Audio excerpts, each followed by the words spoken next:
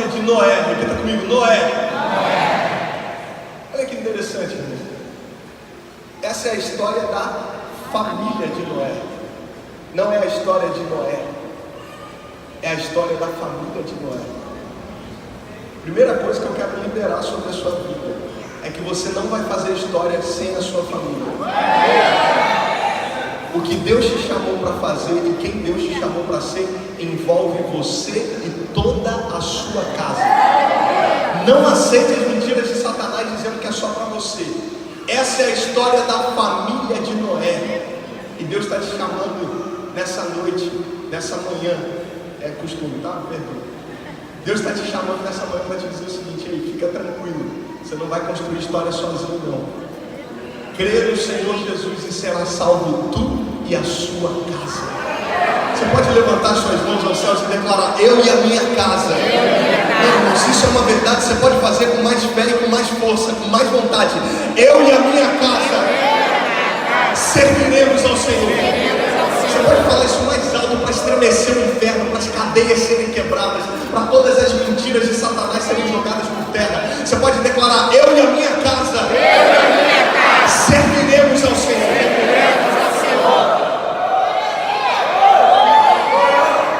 Glória a Deus. Essa é a história da família de Noé.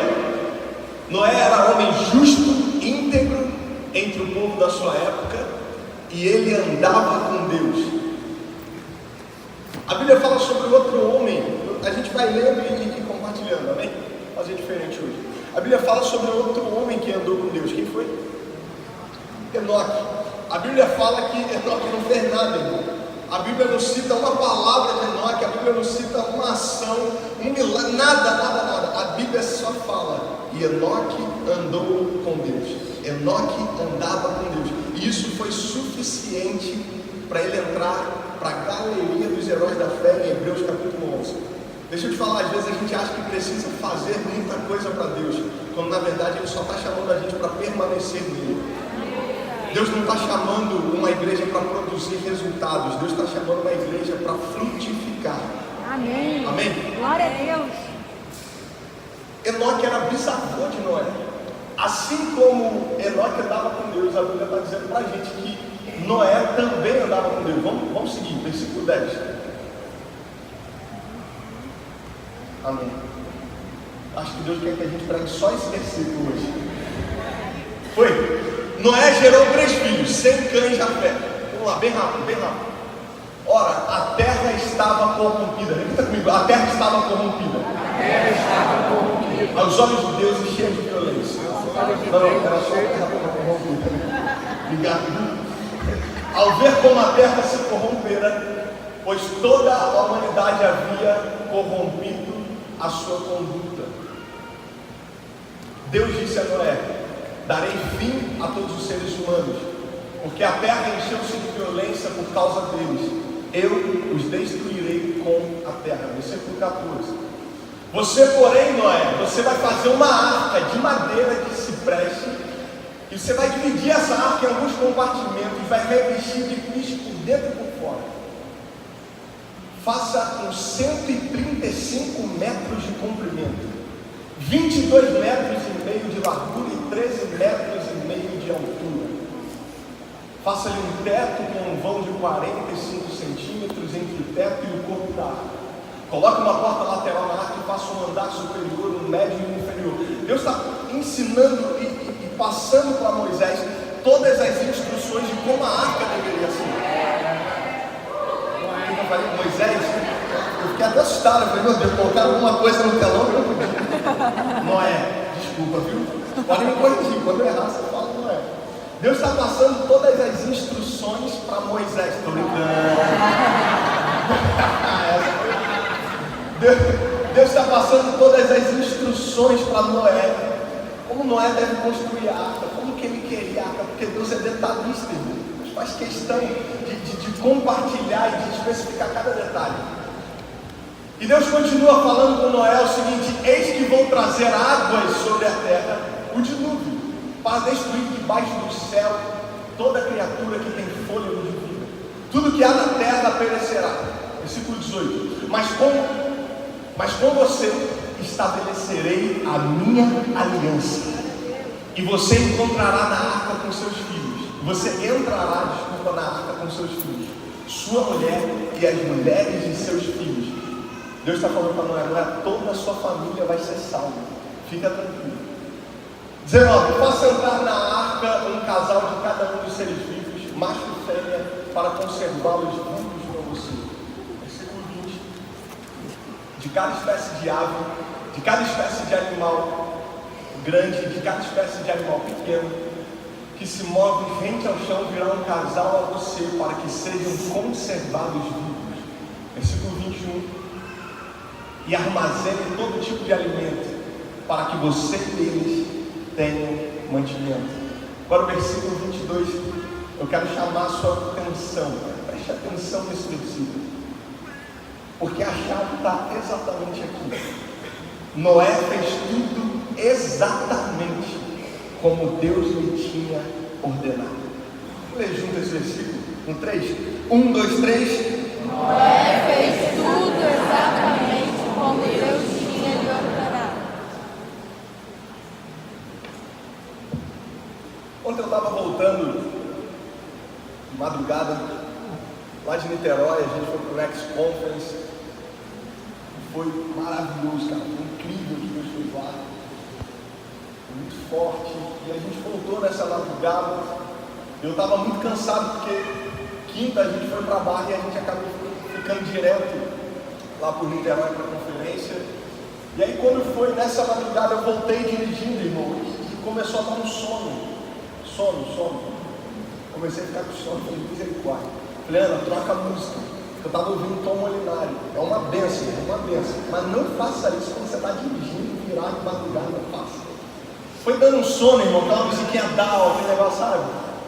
Assim, só eu e Jesus. Eu comecei a ficar com sono, falei, Ana, troca essa música. E Ana estava com mais sono ainda. E ela se ofereceu, amor, você quer trocar comigo? Eu falei, de jeito nenhum. Você está capotando no meu lado. Trocamos a música e o som continuou. Eu abri o vidro, aí ela tomou um susto. O que foi? Porque quando eu abro o vidro do carro, geralmente não é boa notícia, entendeu? Amém, sigamos. Aí ela, o que foi? O que aconteceu? Eu falei, não, amor, é porque ela já está ali assim, daqui que ele fala isso. Entendeu? Eu abri o vidro e ela já ficou preocupada. Eu falei, não, amor, fica tranquila. Por que você abriu o vidro? Eu falei, não, porque eu quero que o vento bata no meu rosto para ver se eu acordo um pouquinho, comecei a mastigar o negócio, enfim. Uma frase da Ana e uma pergunta dela me chamou muita atenção, que ela me perguntou o seguinte. Ela falou, amor, eu quero dormir um pouquinho, eu quero cochilar aqui. Você está bem? Eu falei, estou bem, amor, pode dormir, pode ficar tranquila. Ela falou, tem certeza? Eu falei, tenho. E ela perguntou exatamente com essas palavras para mim. Eu posso confiar? E eu disse para ela, pode. Em outras palavras, a Ana estava me perguntando, eu posso confiar de fechar os meus olhos e ter certeza de que os seus vão continuar abertos? Uou, Falei, pode confiar. É exatamente isso que a gente precisa fazer com Deus, sabe? Existem momentos da nossa vida, situações, crises e tempestades, que a gente até sabe que Deus está no controle, mas a gente fica com medo e numa insegurança com a possibilidade de dar errado, como se Deus fosse como a gente que vai dormir no volante. eita. E parece que a gente está perguntando para Deus o tempo todo, ei Deus, eu posso confiar? E a pergunta nessa manhã é, teve algum dia que você confiou e ele falhou? Teve algum dia que você fechou os seus olhos e ele fechou também? Eu quero te provocar nessa manhã a trazer à sua memória aquilo que te dá esperança.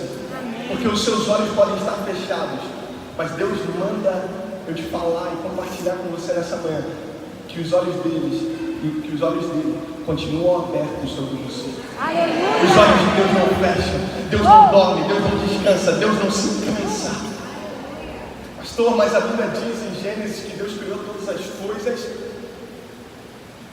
em 6 dias, e no 7º ele descansou. É porque a gente não tem essa palavra no português, mas no hebraico que a Bíblia está querendo ensinar para a gente não foi que Deus descansou, porque só descansa quem se cansa, e Deus não é homem para se cansar. Deus é poderoso, Ele não muda, Ele tem todo o poder, toda a glória, todo o governo, toda a soberania. A palavra perfeita que se encaixa nesse texto é que Deus repousou, Deus cessou. Então Deus não descansa porque Ele não se cansa. O que Deus está falando para nós nessa manhã é o seguinte: ei, você pode descansar, porque eu não me canso, eu continuo lutando as suas batalhas, eu continuo indo à frente, eu continuo fazendo o que você não pode fazer. Ei, pode fechar os seus olhos e ficar tranquilo, que eu estou na direção da sua vida, eu não perco o controle, eu não fecho os meus olhos, eu sei para onde eu estou te levando. Mas Deus, parece que você se perdeu, parece que a gente pegou um atalho. Ei, o GPS de Deus não falha, irmão. Deus não fica sem sinal. Deus está te levando para um propósito certo, Deus está te levando para o destino certo. Talvez você não conheça o caminho, talvez você esteja olhando para os lados e falando: oh, que caminho diferente é esse? É porque os caminhos deles são melhores e maiores do que os nossos, porque os planos deles são maiores do que os nossos, porque tudo que Deus tem para fazer na sua vida não se compara com tudo aquilo que você já viveu. Vira para a pessoa que está do seu lado e fala: meu irmão, você pode descansar, porque o seu Deus não se cansa. Você pode fechar os seus olhos, porque o dele continua aberto.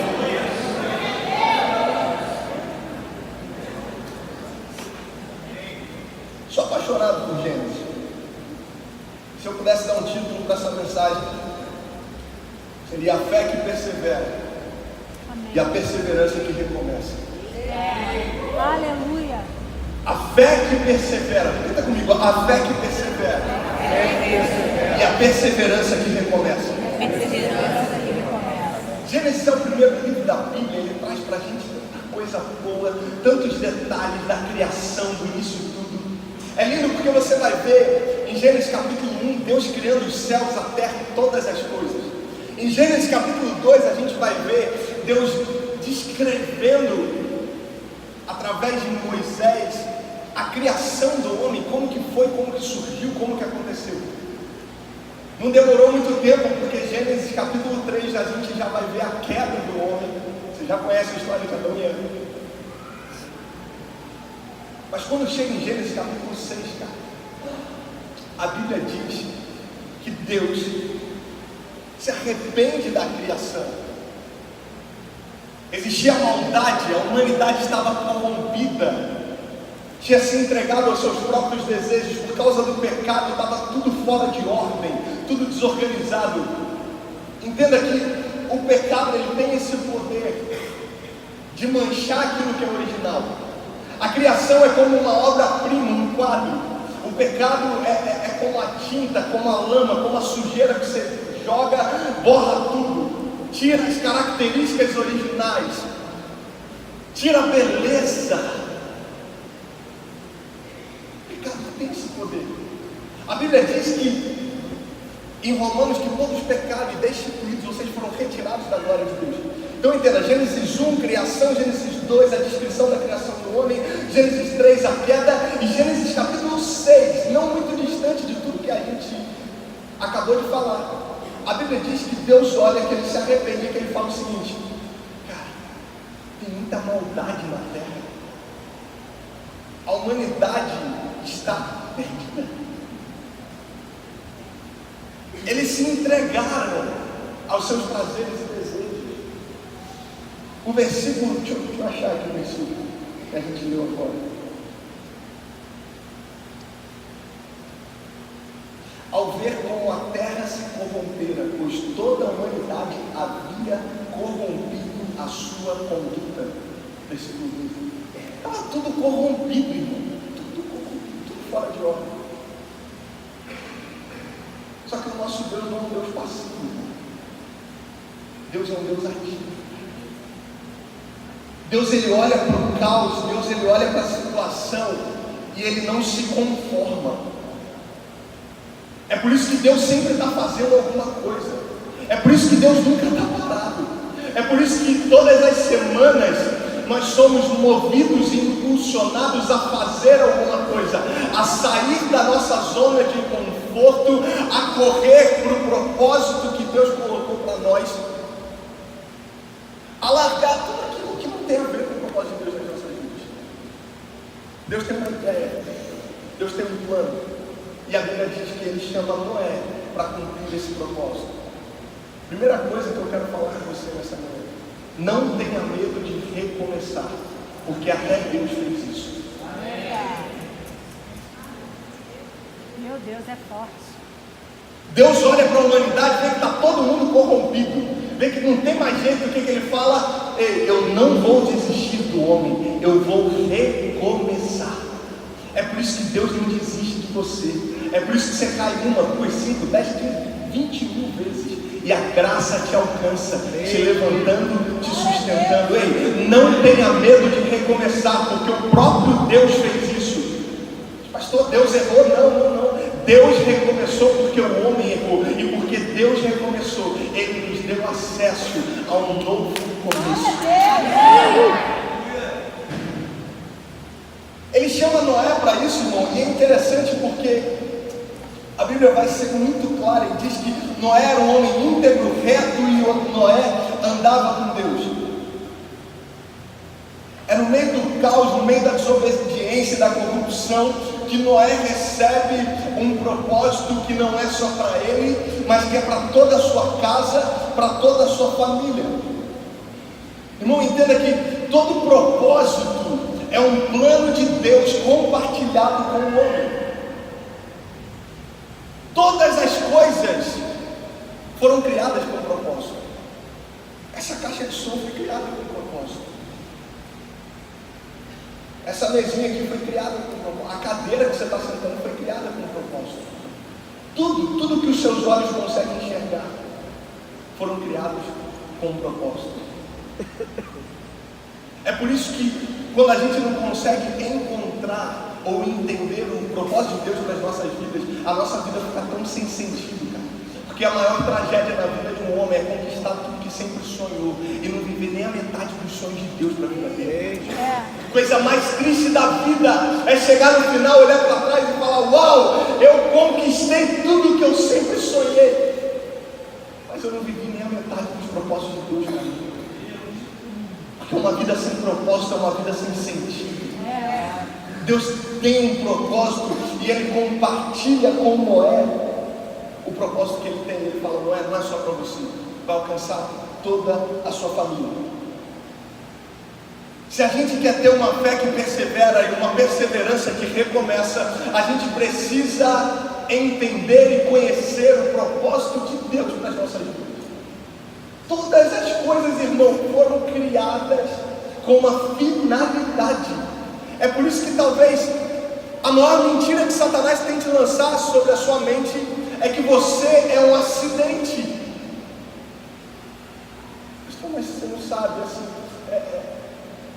eu sou fruto de um estudo.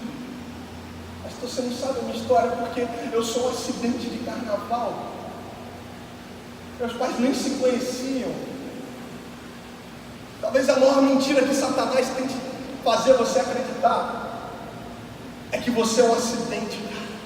Mas eu vim te dizer e compartilhar com você nessa manhã. Você precisa entender e acreditar e mergulhar nessa verdade. Você não é um acidente, cara. Você não é obra do acaso. Você não foi feito por acaso. Você não é fruto de uma farra de carnaval. Você foi sonhado por Deus, cara. Deus te fez de propósito, com um propósito. Deus te deu um destino. O salmista vai dizer que antes que a palavra chegue à nossa boca, Ele já conhece cada uma delas. Antes de que a gente fosse formado no ventre da nossa mãe, Ele já nos conhecia e Ele já tinha cada um dos nossos dias escritos no seu livro. Deus tem um propósito para a sua vida, quer o diabo ou não, quer a sua família ou não, quer o pecado ou não. Nosso Deus é um Deus de propósito. propósito, e Ele já está compartilhando com você nessa manhã propósitos do coração dEle para que você realize. Sabe por quê? Se nós não formos movidos pelos propósitos de Deus, nós seremos movidos pelos nossos medos e pelas nossas necessidades. Pastor, mas Deus compartilhou um propósito com Noé, porque Noé era íntegro, reto, justo e andava com Deus. A Bíblia diz que Deus acha graça em Noé. Mas fica tranquilo, que do mesmo jeito que Deus achou graça em Noé, Deus achou graça em você. Amém. Pastor, como assim? Mas você não sabe o que eu fiz. Deus achou a graça do Filho dele, de Jesus Cristo, em você. Se Deus achou graça em Noé, nós achamos graça em Cristo. E por causa dessa graça nós fomos alcançados. É por isso que Ele olha para você hoje e fala: meu filho, eu te amo, eu sonho com você e eu tenho propósitos para a sua vida. Você pode virar para a pessoa que está do seu lado e falar: meu irmão, Deus tem propósitos para a sua vida. Não, faça isso com mais vontade. Fala: não tenha medo de recomeçar, porque até Deus fez isso.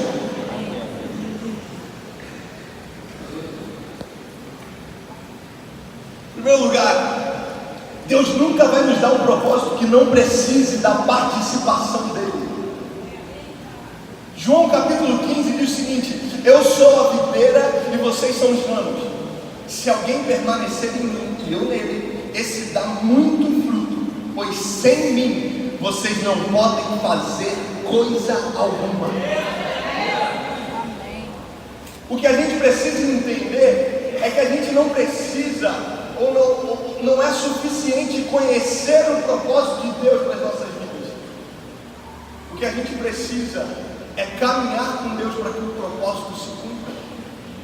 Porque se você tentar cumprir o propósito de Deus sozinho, na força do seu braço, você só vai se cansar. E cansaço gera desânimo. E desânimo te faz ficar parado no mesmo lugar. E quando você menos esperar, você já desistiu.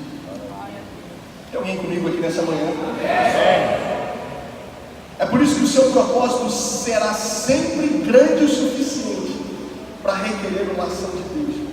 Tem uma coisa, irmão: o que Deus te chamou para fazer é tão grande, mas tão grande, que você só consegue realizar com a ajuda dele. Amém.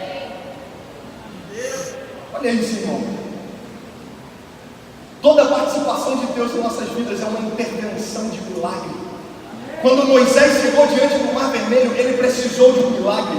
Quando Josué chegou diante de Jericó, ele precisou de um milagre. Quando Naamã entrou no rio para receber a cura da lepra, ele precisou de um milagre.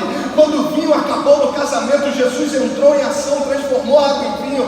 Foi preciso um milagre para a festa não acabar. Quando aquela viúva estava comendo a sua última refeição e semeou o que tinha na vida de Elias, ela precisou de um milagre. Irmão, Deus nunca lhe dará um propósito que não necessite da participação dele. Deus não te chamou para fazer nada sozinho. Talvez esteja pesado demais porque você está tentando fazer sozinho na força do seu braço. Deus está falando: o propósito é grande demais para você fazer sozinho, cara. Você precisa de mim, conta comigo, porque você não está sozinho. Presta atenção nisso. Todo o propósito de Deus a gente vai precisar de uma intervenção dele. E intervenção divina se chama milagre. Assim como nós não vamos cumprir o propósito de Deus se a gente estiver sozinho, Deus também não vai fazer aquilo que você pode fazer sozinho. Deus só faz aquilo que você não consegue fazer. Pode virar e falar isso para a pessoa do seu lado: irmão, Deus não vai fazer aquilo que você pode fazer sozinho. Pastor, por quê?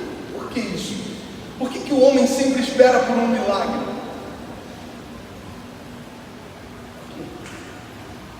Porque a gente está de olho no milagre. E por que precisa dessa participação? Por que é um conjunto? Por que é uma cooperação? Porque o homem espera por um milagre, mas Deus espera por um relacionamento. Entenda, todo milagre que você vai viver na sua vida, Deus enxerga como uma oportunidade de relacionamento para estar mais perto de você. Todo milagre que você precisa experimentar, Deus está falando: ei Davi, Taca a pedra que eu derrubo o gigante. Relacionamento. Ei, mulher do fluxo de sangue, vem atrás de mim, me toca que eu te curo. Oportunidade de relacionamento. Ei, Josué, roda com o povo ao redor dessa muralha, grita no último dia. Relacionamento. Ei, Moisés, eu vou abrir o mar vermelho, mas coloca o cajado na água. Relacionamento. Todo milagre que você vai viver vai ser fruto de um relacionamento com Deus. Você não entendeu o que eu falei? Todo milagre que você vai experimentar vai ser fruto de um relacionamento com Deus. Mas por quê? Porque não adianta viver milagre se não tiver com Ele, cara. Não adianta experimentar cura, milagres, sinais e maravilhas se não tiver a presença dEle. Até no milagre, Deus faz questão de se relacionar com você. Amém. Está comigo? Até Jesus precisou de uma intervenção do Pai. Precisou de uma intervenção. Por que a gente acha que não vai precisar? Se até Jesus precisou de uma intervenção do Pai, por que você está com medo de pedir a Deus, de rasgar o seu coração, de fazer como o salmista fala: Senhor, tem misericórdia de mim, apressa de me socorrer. Deus, eu estou aqui. O salmista diz: na minha angústia eu clamei ao Senhor e Ele me respondeu. Irmão, entenda, o Evangelho não é um mar de rosas, o Evangelho não garante facilidade, mas o Evangelho garante que você nunca vai estar sozinho. Amém. Porque mais importante do que aquilo que nós estamos passando é com quem nós estamos passando. Deus chama Noé com um propósito incrível, poderoso. A Bíblia diz que a arca tinha quantos metros de comprimento? Quantos metros? 135 metros de comprimento, irmão. Você imagina Noé, que era um agricultor, chegando para a família dele aqui: rapaziada, é o seguinte, Deus deu um propósito para a gente, Deus compartilhou um plano dele com a gente tem que cumprir, a gente tem que fazer, o negócio não é pequeno não, viu? É um barquinho, Noé? É um bote salva-vida? É uma lancha? Não, é um pouquinho maior. Um pouquinho quanto, Noé? Uns metrinhos assim maior. A quanto, Noé? Qual que é o tamanho disso, Noé? Fala pra gente. 135 metros de comprimento.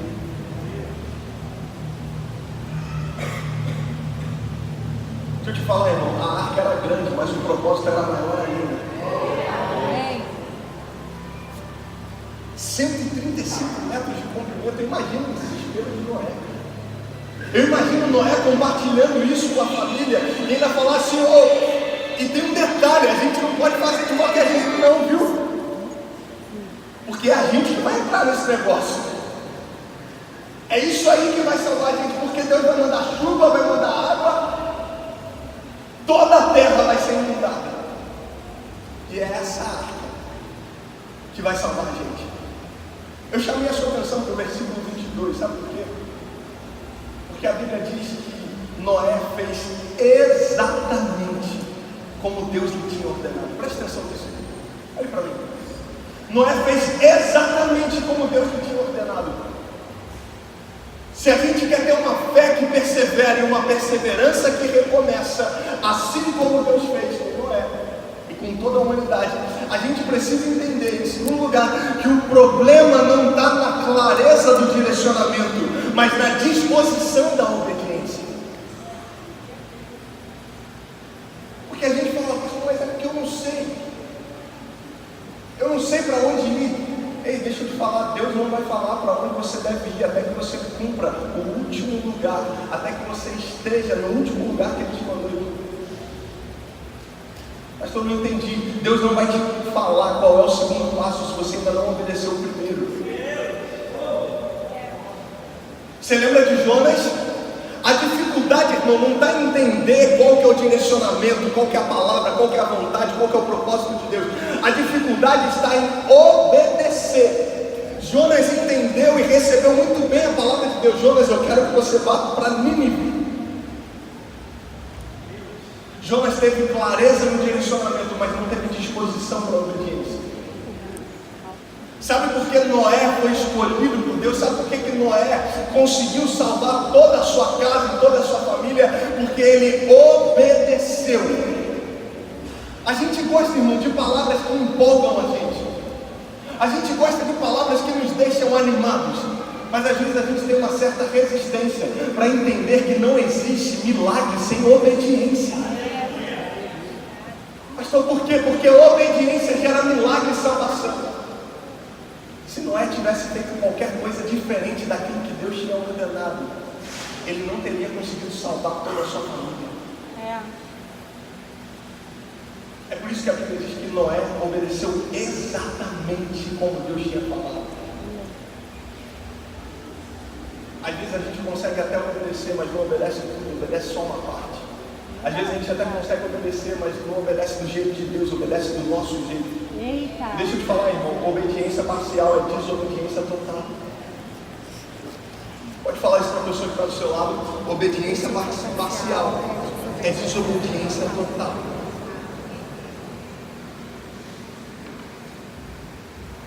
Sabe o que é interessante? Sabe o que me chama a atenção?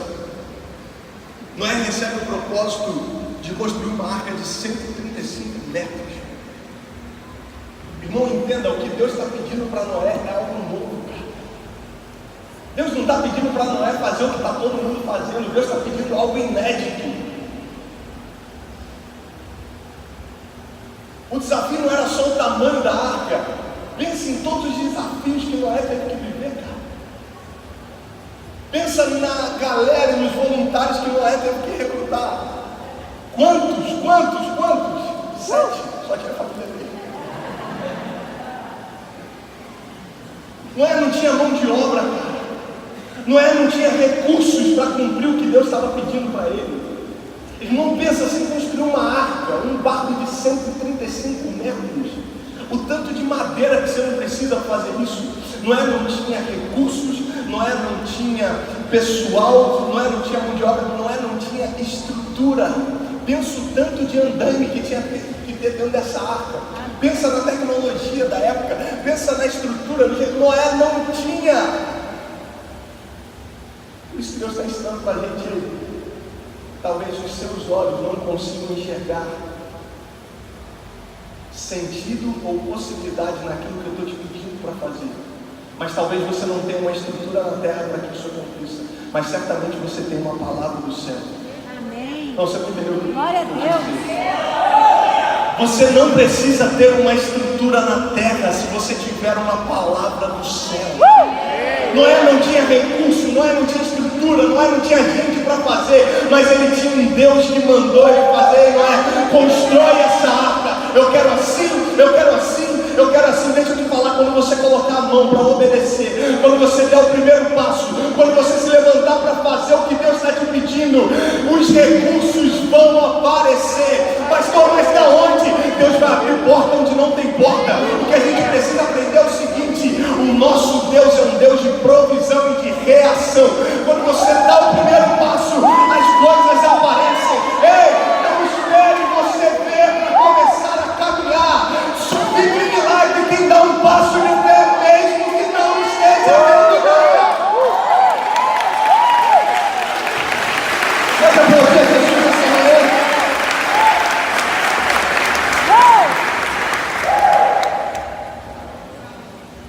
Ah não, Deus, quando eu tiver isso, eu vou fazer isso.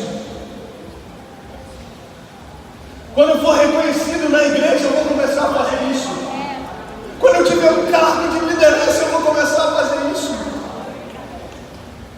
Vou te falar, todo reconhecimento, toda unção bíblica, profética, apostólica, toda vez que você vai ver Deus levantando ou ungindo alguém, é porque Ele já estava fazendo aquilo. Meu Deus. Deus não te unge, Deus não reconhece algo que você já não esteja fazendo. O problema é que a gente quer o muito, mas não quer ser fiel um pouco. O problema é que a gente quer entrar na arca e fazer um cruzeiro no meio do dilúvio, mas a gente não quer obedecer para pegar a primeira madeira e começar a martelar. Eita! Ô papai, verdade. A gente quer o muito sem ser fiel no pouco. Deixa eu te falar, meu irmão. Deus não se move por beicinho que a gente faz, por charminho que a gente faz. Deus se move por princípios e por propósitos. Deus sabe o que é. Se o Senhor não fizer isso, eu vou sair da igreja. É porque você só está vindo na igreja, você nunca se tornou igreja. Quem faz charminho com Deus, ai Deus, você não fizer isso, eu vou sair da igreja. Você nunca teve dentro, cara. Você pode até estar dentro de uma igreja, de uma instituição, mas você ainda não se tornou igreja. Porque quem experimenta a presença de Deus, quem faz parte do corpo de Jesus, não consegue sair, não consegue largar, não consegue abandonar. Pode passar o perrengue que for, a luta que for, a prova que for, continua agarrado com Ele. A promessa está demorando, pode demorar o tempo que for. Eu sei em quem eu tenho crido, e o meu Redentor se levantará.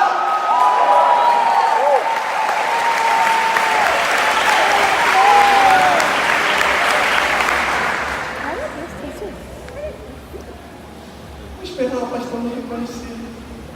Uma coisa mais medíocre que a gente pode ter na nossa mente é esperar o reconhecimento de um homem. É esperar ser aceito pelas pessoas. Pastor, sabe o que é? Eu até quero começar assim o propósito. Eu quero ter um novo começo. Eu quero experimentar o que Deus tem para mim. Eu quero me lançar, mas é porque eu estou esperando assim, acertar algumas coisas primeiro na minha vida. Irmão, ninguém é perfeito. Mas nós estamos sendo aperfeiçoados por aquele que é. Amém. A Bíblia não diz que você tem que parar de fazer nada para começar a fazer alguma coisa. Meu Deus! Me mostra na Bíblia. Ei, para de fazer isso para então depois você poder começar a fazer isso.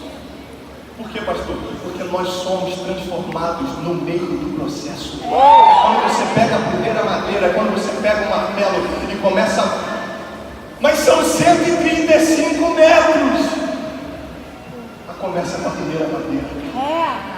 Mas é muita obra. Mas começa com a primeira madeira. Mas é impossível, é loucura. Por que é loucura? Porque não tem chuva. Eu vou construir uma arca de 135 metros para salvar uma família se não tem uma nuvem no céu. Sabe por quê? Porque a gente é movido por aquilo que os nossos olhos podem ver e não por aquilo que Deus falou. Você quer ver um exemplo claro disso? O pastor Erwin McManus falou ontem algo poderoso. E a gente quase fala em línguas para falar com ele.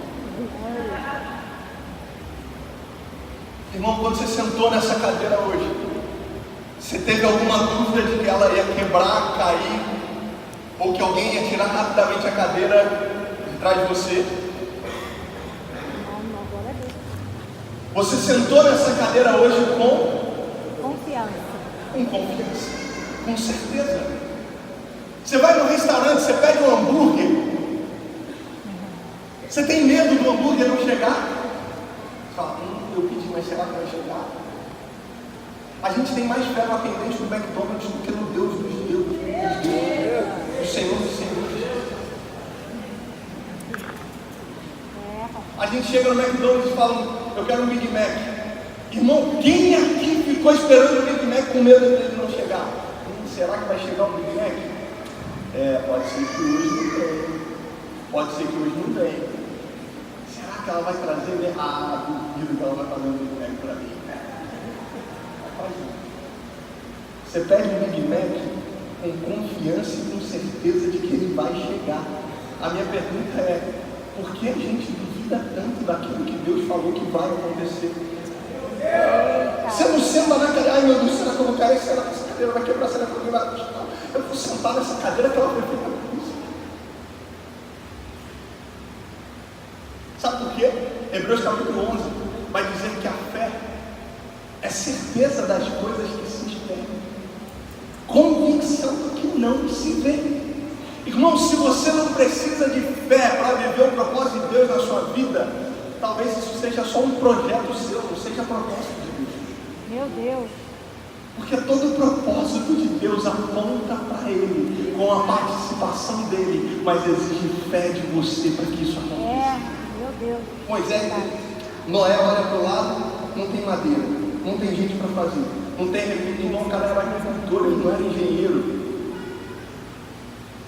É por isso que Deus vai te chamar para fazer algumas coisas, para falar, pastor, eu não sei fazer muito bem isso não. Me mostra na Bíblia quem que Deus chamou que estava capacitado para fazer o que Deus estava chamando? Ninguém. Sabe qual é a situação? Lembra de Davi? Davi se propõe a entregar marmita para os seus irmãos no meio do campo, na zona da guerra. A Bíblia diz que ele enfrenta, que ele derrota Golias. A Bíblia diz que ele já tinha sido ungido rei de Israel. Irmão, só é ungido rei quem está disposto a entregar marmita para os irmãos. O problema é que a gente quer o trono e a coroa, mas não quer fazer o delivery da marmitinha. É forte, hein? A gente tem mais fé naquilo que a gente vê. Isso é natural. Você quer ver uma coisa? Se eu te oferecer essa caneca, vou te falar, toma essa caneca aqui. Você quer essa caneca? Eu gosto dessa caneca. Quero. Mas se eu te der duas opções e falar, ei, toma essa caneca aqui para você, ou então você pode esperar um pouco, que eu vou lá do outro lado, ou então que amanhã, ou semana que vem, ou daqui a um mês eu volto e eu vou trazer uma caneca muito melhor para você. Você vai querer o quê? É óbvio que a gente vai querer essa caneca. Por quê? Porque essa caneca os nossos olhos conseguem ver. Porque essa caneca é visível, eu já possuo, eu já tenho, eu consigo tomar posse. Mas a fé nos convida, e é por isso que Noé entra na galeria dos heróis da fé, em Hebreus capítulo 11. Noé não se move por aquilo que os seus olhos conseguem ver, porque ele só via circunstâncias desfavoráveis e impossibilidades. Noé se move pela palavra de Deus, e ele abre mão de tudo aquilo que os seus olhos conseguem ver, para enxergar aquilo que Deus já estava enxergando. Pastor, qual é o convite da fé? O convite da fé é para você tirar os seus olhos do hoje, do aqui, do agora e olhar para o futuro. Por quê? Porque o presente é visível, mas o futuro é invisível. Assim como a esperança mora no futuro, que é invisível, a fé também não se resume na circunstância que você está vivendo hoje. Você precisa de fé não só para derrubar o gigante de hoje, mas para desfrutar das promessas que vão se cumprir amanhã. 3 pessoas comigo. Pastor, qual que é o convite da fé? O convite da fé é enxergar aquilo que é invisível. O convite da fé é abrir mão do hoje, do caos de hoje, da tempestade de hoje e olhar para amanhã. O convite da fé é crer que hoje pode estar ruim, mas que amanhã vai ser muito melhor. É por isso que tem gente que fala, mas vocês falam que todo culto é o melhor domingo, porque é o melhor, querido. Isso não é frase efeito, não é frase efeito, isso é uma verdade, cara. Cada culto é como se fosse o último, cada encontro é como se fosse o último, cada um tem que ser melhor que o outro. A gente tem que chegar aqui e entregar para Jesus. Jesus, eu não sei se esse é o último ou não, mas está aqui o meu louvor, está aqui a minha adoração, está aqui a minha vida. Existem circunstâncias desfavoráveis ao meu redor, mas pelos olhos da fé eu tiro os meus olhos do hoje, do aqui, do agora e coloco os meus olhos no futuro. A fé te convida a isso, a crer que amanhã vai ser melhor do que hoje. É por isso que a Bíblia faz questão de convidar o tempo inteiro a gente tirar os nossos olhos do gigante, das impossibilidades, dos problemas, das nossas fraquezas. A Bíblia faz questão de convidar a gente a colocar os nossos olhos em Jesus. Você lembra de Pedro? Pedro está no meio da tempestade, Jesus vem andando sobre as águas, eles falam, meu Deus, é um fantasma. Jesus fala, coragem, não tenham medo, sou eu. Sabe o que acontece? Pedro, muito ousado, fala, Jesus, se é você mesmo, me manda ir ter contigo. Em outras palavras, Jesus, me chama que eu vou. Pedro sai do barco, porque se a gente deseja viver milagres, a gente precisa sair de uma zona de conforto. Pedro tira os seus olhos do hoje, do aqui e do agora, e ele dá um passo de fé naquilo que é invisível. Deus não criou uma plataforma para Pedro. Jesus não colocou um tapete vermelho para ele passar. As ondas continuavam altas, a maré cheia, vento do contrário soprando, mas é um passo de fé. Glória a Deus. Eu não sei o que eu falei de Deus, o que eu estava falando antes? os olhos em Jesus. Por isso que eu estava falando de Pedro. À medida que Pedro mantém o seu olhar fixo em Jesus, ele continua vivendo milagres sobrenaturais caminhando sobre as águas. Mas a Bíblia diz que ele é tomado pelo medo. Ele tira os seus olhos de Jesus e ele começa a olhar para a tempestade. É exatamente aí que você começa a afundar. Deixa eu te falar uma coisa em nome de Jesus. Aonde os seus olhos estão determinam as realidades que você vai viver. Eu vim nessa manhã te convidar a tirar os seus olhos dos seus problemas, dos seus gigantes, das enfermidades, do divórcio. Eu vim te convidar nessa manhã a tirar os seus olhos da incredulidade, da frieza espiritual, da hipocrisia. Eu vim te convidar nessa manhã a tirar os seus olhos das suas fraquezas, das suas impossibilidades, das suas dívidas. Eu vim te convidar nessa manhã a tirar os seus olhos de tudo aquilo que você não pode fazer, de tudo aquilo que você não tem, de todas as circunstâncias que você está vivendo. Eu vim te convidar nessa manhã a colocar os seus olhos em Jesus, a olhar para Ele, a seguir em frente, a sair do barco e dar um passo de fé nessa manhã. É por isso que a Bíblia diz que o justo viverá pela fé. O problema é que a gente pegou esse versículo e a gente colocou: o justo viverá pela fé. Ai meu Deus, então quando estiver dando tudo errado, eu vou viver pela fé. Você quer ver um exemplo claro disso? A gente fala: pastor, mas sabe o que é? Eu estou vivendo pela fé. O que a gente entende? Me ajuda a pregar em nome de Jesus, vamos igreja. O que a gente entende quando a pessoa fala: eu estou vivendo pela fé? Está com problema, está sem dinheiro. Sabe por quê? Porque a gente tem fé para apresentar o nosso divórcio para Deus, mas a gente não tem fé para apresentar o nosso casamento. A gente tem fé para apresentar as nossas dívidas, mas a gente não tem fé para apresentar a nossa prosperidade. A gente tem fé para apresentar para Deus as nossas lágrimas, mas a gente não tem fé para apresentar para Deus o nosso sorriso. Parece que a gente só lembra de Deus quando está no perrengue. Parece que a gente só lembra de Deus quando está dando tudo errado. Parece que a gente só... Não, em nome de Jesus, Deus está levantando uma igreja, um povo saudável, que vai lembrar dele quando tudo vai bem, quando tudo vai mal, quando a conta está cheia, quando está vazia, quando tem dinheiro no bolso, quando não tem. Vamos lembrar de Jesus o tempo inteiro. Aleluia! Para a pessoa que está do seu lado, você vai lembrar de Jesus o tempo todo. Você vai lembrar de Jesus o tempo todo. Deus, eu preciso ouvir.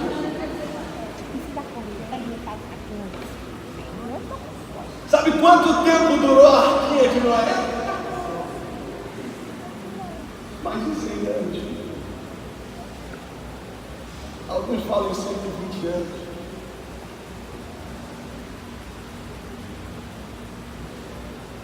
Bom, fica tranquilo que no final a gente vai terminar com graça, né? Amém. Glória a Deus. Quando eu falo ficar tranquilo, porque eu estou preocupado também, entendeu? É isso. 120 anos construindo a arca. A gente não quer esperar nem 120 dias. Dá 4 meses aí de Deus. Como assim? O Senhor falou, cadê? Eu quero ver, cara, eu quero ver. Sabe por quê? Sabe agora? É porque se Deus manda chuva, se Deus manda água, antes da arca estar pronta, a arca não seria uma bênção, seria uma maldição. Eles não seriam salvos, eles morreriam. É por isso que Deus ainda está esperando um pouquinho para te dar aquilo que Ele prometeu, para fazer aquilo que Ele falou que vai fazer. Porque se Ele der no tempo errado, a bênção se torna maldição.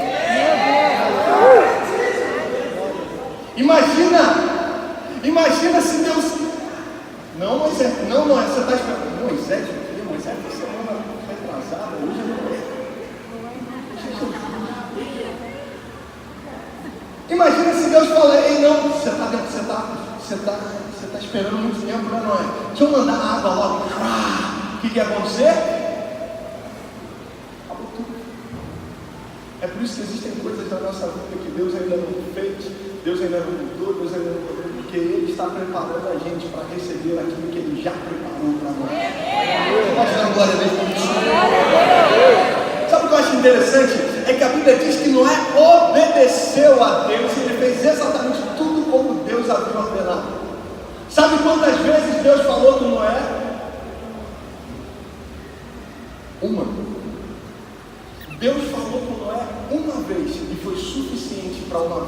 esteja de obediência. Sabe qual é o nosso problema? Que a gente quer que Deus fale para a gente toda semana.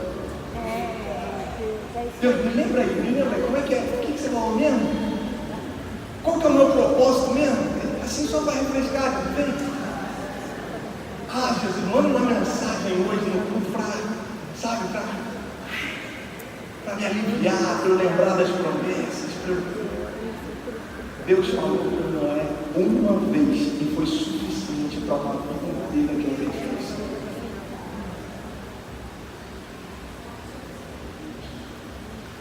O problema é que com a gente é o contrário.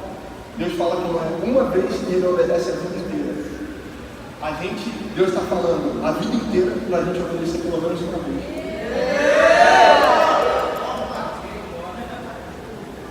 Sabe o que eu acho mais louco de Noé? Eu já estou terminando. Sabe o que eu acho mais louco?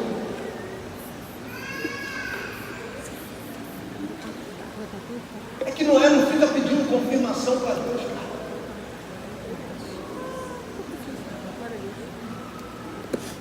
Meus irmãos, o pastor estava orando com aquela menina e eu falei, se ela for hoje camisa verde, é ela. Não tem problema nenhum fazer isso. Peça sinais a Deus. Peça confirmação a Deus. Desde que esses sinais e confirmações não sejam uma dúvida. Porque às vezes a incredulidade vem, como fala? Disfarçada. Às vezes a incredulidade vem disfarçada. A gente, não, pastor, eu só quero que Deus confie. Não é porque a gente quer que Deus confie, é porque a gente está duvidando do que Ele falou. E aí a gente começa a pedir, Deus, faz o seguinte, confirma aqui mais uma vez, assim, só mais uma vez. Só para eu ficar com a minha consciência tranquila. Irmão, Deus não te chamou para viver com a consciência tranquila. Deus te chamou para viver pela fé, uma vida de propósito. Presta atenção nisso. Sabe o que é interessante? O mais interessante de tudo é que a gente fica pedindo sinal e confirmação para Deus o tempo inteiro daquilo que Ele falou. Mas Satanás sussurra uma mentira no nosso ouvido e a gente não pede confirmação nenhuma.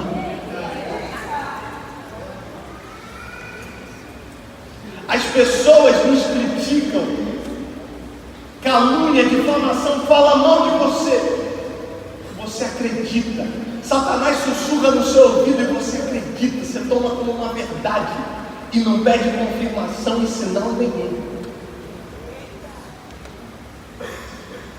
A gente precisa tomar cuidado, porque talvez sem a gente perceber, a gente esteja pedindo tantos sinais a Deus e nenhum para Satanás. Talvez a gente esteja acreditando mais naquilo que o diabo tem falado do que nas palavras do nosso próprio Deus. Irmão, se Deus falou com você uma vez, isso é suficiente. Se Deus falou que você é perdoado uma vez, você é perdoado. Se Deus falou que você é filho e filho amado, você é filho amado. Pode o diabo falar o que quiser, pode sua família, seus amigos, o pessoal do trabalho, seu pecado falar o que quiser. Se Ele falou que você é filho amado, você é filho amado. Se Deus falou que vai restaurar sua casa, Ele vai fazer. Se Deus falou que vai salvar a sua família, Ele vai salvar a sua família. Se Deus falou que vai restaurar o seu casamento, Ele vai restaurar o seu casamento. Se Deus falou que vai te curar, irmão, sai aqui dessa manhã em nome de Jesus completamente curado. Deus não precisa falar duas vezes, uma vez é suficiente.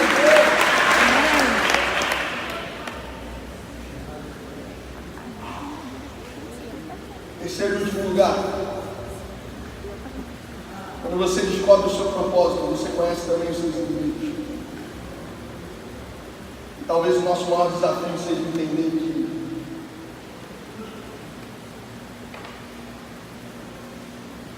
a nossa luta não é contra a carne e contra o sangue. Deixa eu te falar, Satanás não quer roubar, Satanás não quer matar a sua vida, ele quer roubar o propósito de Deus para você. Porque toda pessoa sem propósito já está morta. Meu Deus. Eita. A Bíblia diz que o diabo veio para matar, roubar, ele veio para matar, ele veio. Mas às vezes ele não vai matar você, ele vai matar os seus sonhos. Às vezes ele vai matar os seus propósitos, porque uma pessoa sem sonho e sem propósito, ela já está morta. Quando você conhece o seu propósito, você conhece os seus inimigos. E a Bíblia diz que a nossa luta não é contra a carne ou contra o sangue. Não tente ficar humanizando aquilo que é para a gente espiritualizar e não fique espiritualizando aquilo que é para a gente humanizar. Pastor, como assim? Você acha que o problema está na sua sogra, na sua cunhada? Você acha que o problema está na pessoa que está se levantando contra você no seu trabalho? Não, irmão. Eles só estão sendo usados, espiritualmente falando, para roubar o propósito de Deus na sua vida. Pastor, mas é que me irrita. Irmão, peça graça a Deus. Porque se der força, Deus a gente mata. Depois que fala, Deus, me dá graça, Jesus, me dá misericórdia, que se der força, eu mato. Aí, não recebeu logo. Graça e misericórdia, Jesus. Deixa eu te falar, existem pessoas que Deus colocou do seu lado que são como lixas. Você está achando que está te fazendo mal, na verdade está te fazendo bem. Existem pessoas que você está reclamando, você está falando, Deus, mas não estou aguentando mais essa fulaninha aqui. Deus, não estou aguentando mais esse cara. Prepare e leva, Jesus. Deus está falando, fui eu que coloquei do seu lado para te moldar, para te aperfeiçoar. Ele é como uma lixa na sua vida. Ele vai te purificar, ele vai te lixar, ele vai tirar as suas imperfeições. Quem você está querendo matar, meu filho, na verdade, você está chamando de problema, Deus chama de provisão. Você fala, Deus, mas o que é isso? Que problema que é esse? A pessoa só me traz problema. Não, essa pessoa é provisão de Deus na sua vida. Talvez ele esteja até querendo matar, roubar os seus sonhos, o seu propósito, mas fica tranquilo, porque todo mundo que se levanta para te jogar para baixo, na verdade, só contribui para que você suba e voe mais alto. Não, se Deus é por nós, quem será contra nós? A gente tem que assumir a nossa posição e a nossa identidade de Deus, entender o propósito de Deus nas nossas vidas, se agarrar, obedecer. Sabe por quê? Ter fé para receber é muito fácil, o difícil é ter fé para perseverar. Tem muita gente desistindo. Sabe quais podem ser os seus inimigos hoje? Não necessariamente pessoas, mas às vezes os seus maiores inimigos nessa manhã são os seus medos. Talvez os seus maiores inimigos nessa manhã são as suas fraquezas. Talvez o seu maior inimigo vai ser as suas desculpas, cara. Deus não te chamou para desistir. Deus te chamou para seguir em frente. Pastor, mas não tem nuvem no céu, continue construindo a arca, porque ela vai salvar você e sua família. Pastor, mas não tem madeira o suficiente, continue agarrado com o propósito de Deus, porque Ele vai enviar o recurso e a provisão no tempo certo. Pastor, mas eu não estou vendo nada acontecer. Ei, você consegue imaginar o quanto que Noé foi ridicularizado? Imagina, irmão, 120 anos construindo uma arca sem ter uma nuvem no céu. Imagina que loucura, cara. Eu espero que todos entendam aquilo que Deus só deu para você, cara. O propósito é seu, não é deles. O sonho que Deus deu para você, não deu para eles. Talvez eles não entendam, talvez eles te critiquem, talvez eles tentem calar a sua voz, talvez eles tentem abalar a sua fé, mas fique firme, permaneça em frente, não desista, porque uma fé que persevera gera uma perseverança que recomeça. Quando você pensar em desistir, lembre por que você começou. Amém. Quando você pensar em desistir, lembre quem te chamou. Quando você pensar em olhar para trás, que seja para lembrar do que Deus já fez e trazer à memória o que dá esperança. Ei, quando você pensar em desistir por tribulações momentâneas, lembre que a recompensa é a glória eterna. Eu quero encerrar nessa manhã. O ministério de louvor pode vir. Eu preciso da sua atenção. Não se envolva, nem se envolva na igreja, por favor.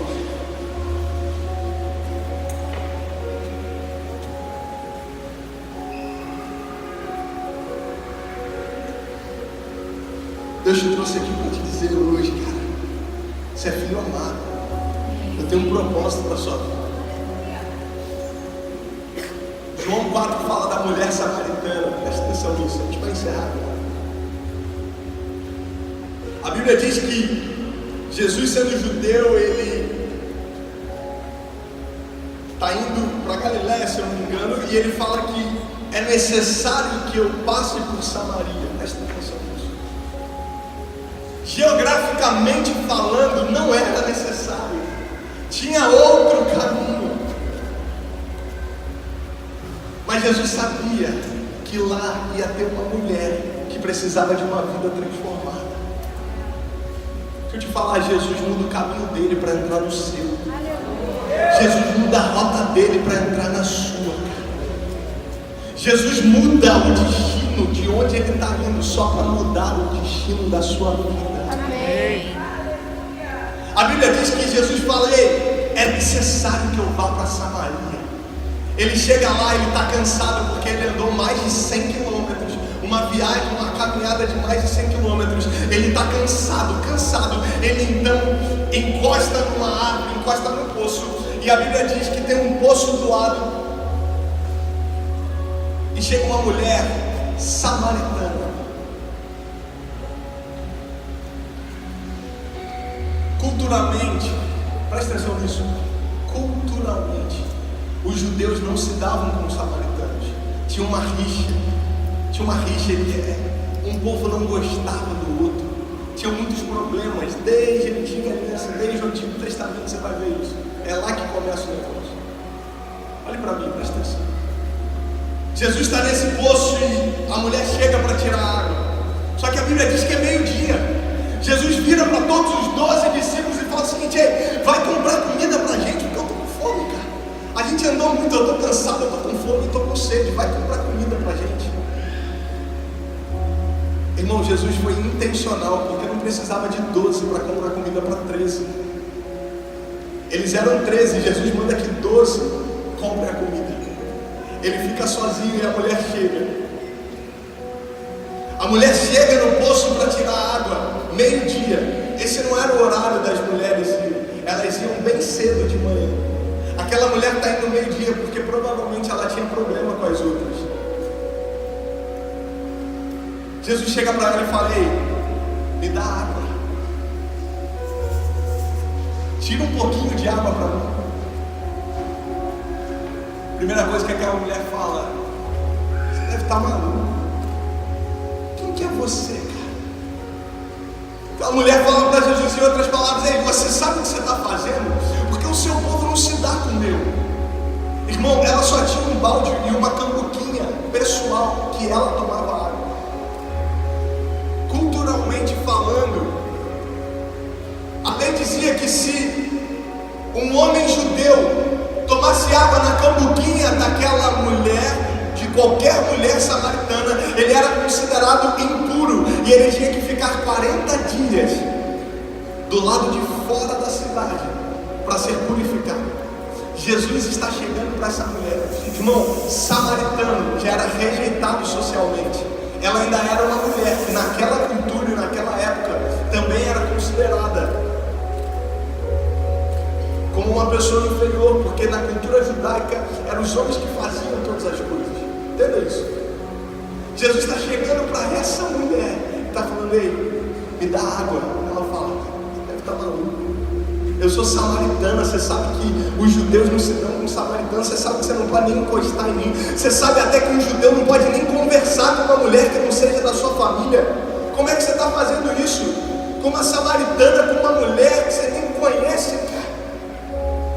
Aí Jesus fala: ah, mulher, se você soubesse quem está te pedindo água.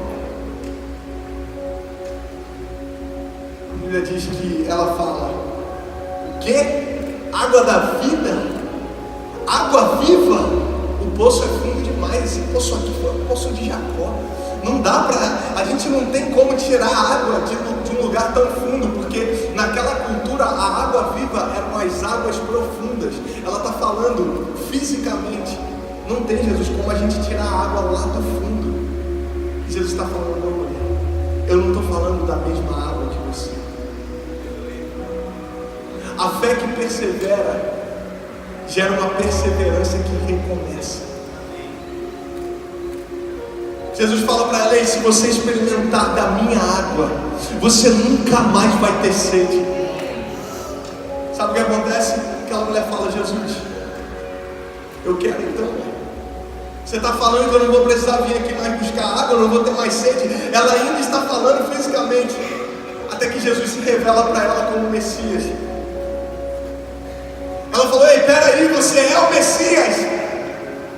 Deixa eu ir avisar para o pessoal. E Jesus fala para ela: ei, chama o seu marido. Aí ela fala: eu não tenho marido, Jesus. Jesus responde para ela: você falou bem, porque você já teve 5, e o que você tem não é seu. Aquela mulher era uma mulher de fama duvidosa, samaritana, de fama duvidosa, mulher. E é exatamente ela que Jesus está dando a chance de um novo começo. Porque não adianta ter uma fé que persevera se não tiver perseverança para recomeçar. Jesus não está condenando ela, Jesus não está apontando o dedo na cara dela e falando: ei, você já teve 5 e o que você tem não é seu. Não, Jesus só está mostrando para ela o seguinte: presta atenção. Tiago Brunet falou ontem algo poderoso. Quando você entra no Uber, para você chamar o Uber e colocar o destino, você só consegue colocar o destino se você tem a sua localização atual.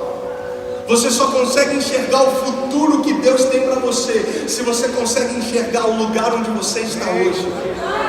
Não queira entrar no futuro se você não sabe nem onde você está no presente. O que Jesus está falando para aquela mulher é o seguinte: ei filha, deixa eu só te mostrar qual que é a situação da sua vida hoje. Você já teve 5, o que você tem não é seu. Sua vida talvez esteja desregulada, descompensada, talvez esteja tudo fora do lugar. Mas deixa eu te mostrar aonde você está, só para te mostrar para onde eu quero te levar. Toda vez que Deus te mostra onde você está, é porque na verdade Ele está querendo mostrar para você e te apontar um futuro brilhante. Jesus, eu quero dessa água. Jesus fala: se você beber dessa água, você não volta a ter sede. Irmão, eu não sei como você entrou aqui nessa manhã. Talvez você já tenha bebido e experimentado de tantas águas e ainda continua com sede. O Espírito Santo está tocando em pessoas agora. Eu sinto a presença de Deus nesse lugar. O Espírito Santo está aqui. Fica à vontade, Espírito Santo, no nosso meio. Sabe por quê? Porque no desespero da sede, alguém que está desesperado, com sede, eu não sei mais para onde ir, eu não sei o que fazer, eu estou com sede, pastor. Ainda falta alguma coisa dentro de mim, tem um vazio, um buraco dentro da alma. Meu irmão, no desespero da sede, até água salgada a gente bebe. Sabe qual é o problema? É que água salgada não sacia, água salgada só dá mais sede ainda. É por isso que quando você bebe da água errada, você não se satisfaz, você está sempre procurando alguma coisa para que aquilo sacie a sua sede. É por isso que a Bíblia diz que um abismo chama outro abismo. Jesus está virando para aquela mulher e está falando o seguinte: ei filha, deixa eu te explicar. Eu sou a água da vida. Se você beber de mim, você não tem mais sede. E não só é satisfeito, saciado, mas no seu interior fluirão rios de água viva. Irmão, eu não sei como você entrou aqui nessa manhã. Eu não sei de qual água você tem bebido. Eu não sei do que você tem experimentado. Eu não sei se você está vivendo uma vida com ou sem propósito. Eu não sei qual é o buraco, o vazio que você sente dentro de você. Eu não sei com quais águas você tem tentado preencher. Mas deixa eu te falar, Noé precisou recomeçar. A mulher samaritana precisou recomeçar. Até Deus recomeçou com a criação da humanidade. Ei, Deus está te chamando para um novo começo nessa manhã. Feche seus olhos aonde você estiver. Feche seus olhos, feche seus olhos. Jesus está derramando amor e graça sobre aquela mulher. Deus recomeça através de Noé todo o plano da humanidade. Mas é através de Jesus que Ele nos dá a chance de recomeçar todos os dias. Noé vem para salvar a sua família, colocar numa arca. Cristo vem para nos oferecer salvação e vida eterna para todo aquele que crê. Jesus se apresenta àquela mulher como a água da vida. Ei, chega de beber água salgada, cara. Chega de achar que está matando a sua sede, sendo que a sua sede só está aumentando. Ei, nada pode preencher